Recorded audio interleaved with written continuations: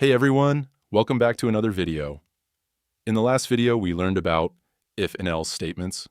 Today, we will learn something similar called switch statements. A switch statement is used when you want to check one value against many possible values.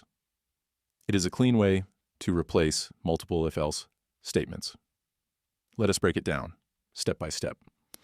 First, we use the switch keyword followed by round brackets. Inside the round brackets, we write the value or expression we want to compare. Then, we open curly braces and write different cases inside it. Let me show you the structure first. Now let us take a real example. So let's first make a variable name color, so let color = blue, and then let's write switch state. So first we'll write a keyword switch, and now we open the brackets, and inside brackets we will give our variable, which is color, and then we'll open the curly brackets, and now we will start writing our cases. So first we write case red, then we add console log. The color is red. After that we use the break keyword, then we write another case blue. If it matches, then we write console log. The color is blue. And again, use break. Next we add one more case green. If it matches, then we write console log. The color is green. And again, use break. And finally we use the default case. So in default we write console.log. Color not found. Easy, right? So now, if we run the file, yes, you are correct. It will print blue because the color is set to blue. And if we change the value of the color variable to red and then run the file, it will print red.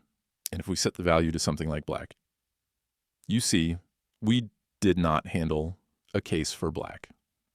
So the default block will run. In this example, we are checking the value of the variable called color. Inside the switch, we wrote color, which means we want to check what the value of color is. Then we write different cases. Each case checks if the value matches a certain option. So case red means if color is equal to red, then run this code. Case blue means if color is equal to blue, then run this code, and so on. The break keyword is very important. It stops the code from going further. If we do not use break, then the code will continue running all the next cases, even if they do not match. This is called fall through. The default case is like the else part. It runs only when none of the cases match the value. So to summarize use switch, when you want to compare one value with many options, use case for each condition, use break to stop the execution, use default to handle unknown values. All right, so later when we use this in our projects, you will understand it much better. For now, just remember that these things exist and we can use them when needed. And as always, make sure to join my Discord server because I post tasks there for every video. So join it and complete the daily tasks. And if there's anything you don't understand, you can ask me there and I will help you out.